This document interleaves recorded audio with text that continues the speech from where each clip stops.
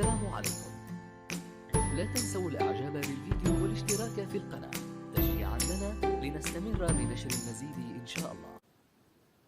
متابعي القناة التعليمية، السلام عليكم ورحمة الله تعالى وبركاته. تحية طيبة للجميع. إذا بعد بسم الله الرحمن الرحيم سنعرفكم اليوم في هذا الفيديو عن مبدأ عمل الخلية الشمسية، حيث تطرقنا في الفيديو السابق إلى تعريف الطاقة الشمسية وبعض تطبيقاتها، والآن نكمل السلسلة التعليمية على بركة الله.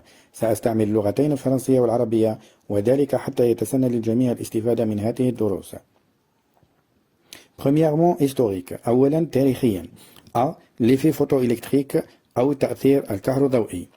En 1839, le physicien français Antoine Becquerel découvre l'effet photovoltaïque, comportement électrique d'électrodes émergées dans un liquide modifié par l'éclairage.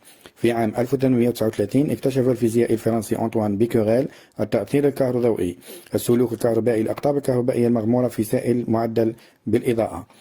En 1875, l'inventeur allemand Werner von Siemens a exposé devant l'Académie des sciences de Berlin un article sur l'effet photovoltaïque dans les semi-conducteurs.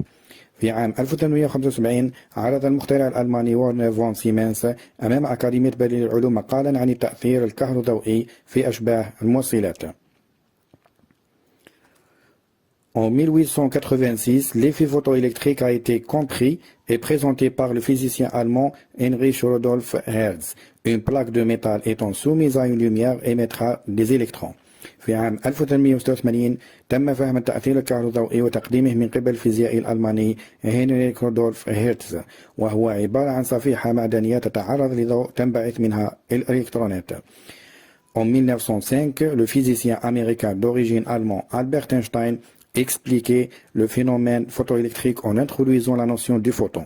في عام 1905 شرح الفيزيائي الأمريكي من أصل ألماني ألبرت أينشتاين الظاهرة الكهروضوئية بإدخال فكرة الفوتون. B. La cellule solaire الخلية الشمسية. En 1883, l'Américain Charles Friet parvient à produire la première cellule photovoltaïque, une galette de sélénium d'un matériau semi-conducteur recouverte par des très fines couches d'or. في عام 1883 تمكن تشارلز فريتز الأمريكي من إنتاج أول خلية كهروضوئية، وهي رقاقة من السيلينيوم، مادة شبه موصلة مغطاة بطبقات رقيقة جدا من الذهب. En 1958, une cellule photovoltaïque avec un rendement de 9% est mise au point.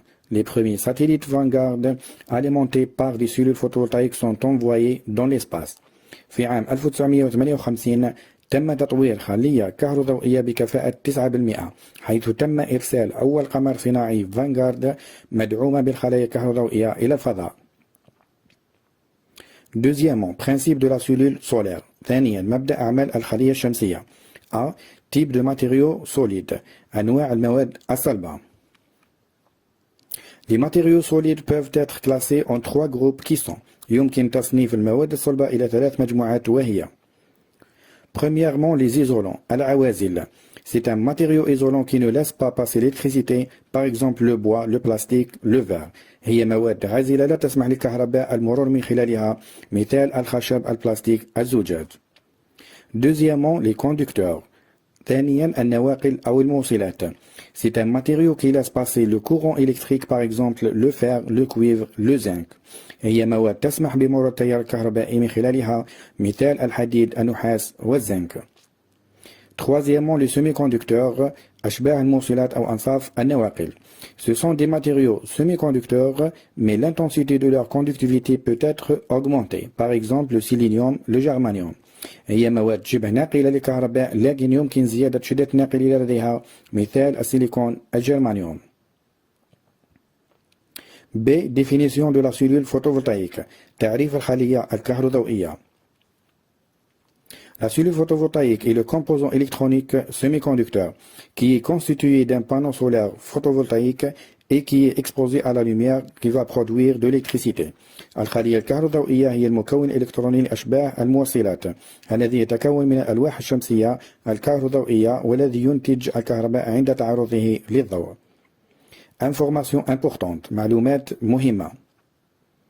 La cellule solaire convertit une partie déterminée du spectre électromagnétique du Soleil. تقوم الخلية الشمسية بتحويل جزء معين من الطيف الكهرومغناطيسي للشمس. Le rendement de la cellule solaire dépend du matériau de son construction et de la technologie utilisée. تعتمد كفاءة الخلية الشمسية على مواد بنائها والتكنولوجيا المستخدمة. Le courant généré par la cellule solaire est un courant continu. التيار المتولد من الخلية الشمسية هو تيار مستمر. Merci d'avoir suivi. À bientôt dans la deuxième partie. شكرا على المتابعة. نلتقي في الجزء الثاني إن شاء الله.